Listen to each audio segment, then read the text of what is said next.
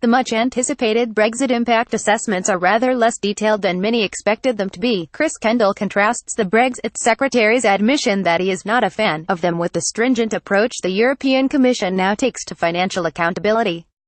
Indeed, it was the UK's insistence on thorough impact assessments that helped to create a culture of propriety in Brussels. On the 6th of December 2017, David Davis, the Secretary of State for exiting the European Union, told the House of Commons Select Committee that he is not a fan of impact assessments. To appreciate quite how shocking it is to hear this coming from the mouth of a senior British government minister, I'll need to fill you in on some background. As a fresh-faced graduate in the early 1990s, I joined the UK's Department of Trade and Industry as a member of the newly minted European Fast Stream, a programme designed to place more Brits in the Brussels institutions, having first funneled them through what Peter Hennessy memorably called Whitehall's velvet drainpipe.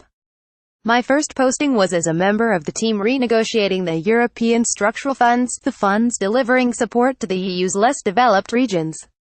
Every Sunday evening, in those pre-Eurostar days, we would fly across the Channel and spend Monday in negotiations in the Council's former home, the old Charlemagne building.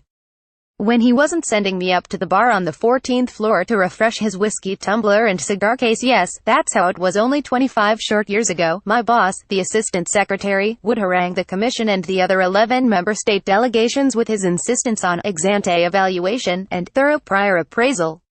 I typed those phrases so often in briefings that my fingers still retain the muscle memory. I would the eyes roll around the table. Here they go again. EU interpreters explain how their booth works at an open day, May 2017. Photo European Commission DG Humanitarian Affairs BOCCBYNCND 2.0 license. The UK is, perhaps was, notorious within the EU for banging on and on about impact assessments. We were like a broken record. It's not as if we were pushing against a closed door. No one disputed the need, and they've long been a requirement. One sense is that the British were more interested in virtue signaling back home than in delivering meaningful reform to what were already tight rules. I don't doubt that there was a time when things were too lax. But that time has long passed. Shortly after I joined the European Commission, in 1999, the College of Commissioners led by Jacques Santer resigned en masse following a financial scandal involving the French Commissioner Edith Cresson. Santer's move was, I believe, an honorable one that was intended to demonstrate that the Commission was serious about financial propriety. Unfortunately, the gesture fed the widespread popular myth of the EU as a financially irresponsible gravy train, a myth fed by national politicians and the popular press, and not just in the UK. The European Parliament, the EU's budgetary authority, also saw it as an opportunity to exert and extend its power and influence, and it took that opportunity. The sweeping and stringent financial reforms that followed the Santer demission have changed the European Commission's culture. It was once a more nimble organization, now labors under burdensome red tape imposed by the Council and Parliament. It's hard to spend money, which it should be, but perhaps not quite so hard. In 2010 I returned to Whitehall on temporary loan and I was struck by how easy it is, relatively speaking, to spend taxpayers' money as a British civil servant. If I had to travel somewhere, I took my departmental credit card and went and booked a ticket. I made sure to keep a paper trail, and would need to justify the travel to my manager if asked, and I could of course have found myself subject to an audit at the end of the year, but the process couldn't have been more simple. By contrast, as an EU official, booking travel involves jumping through a host of hoops. I'm conscious that I may be at risk of losing your sympathy, dear reader. Bureaucrats wailing about how hard it is to spend your money on plane tickets won't melt your heartstrings.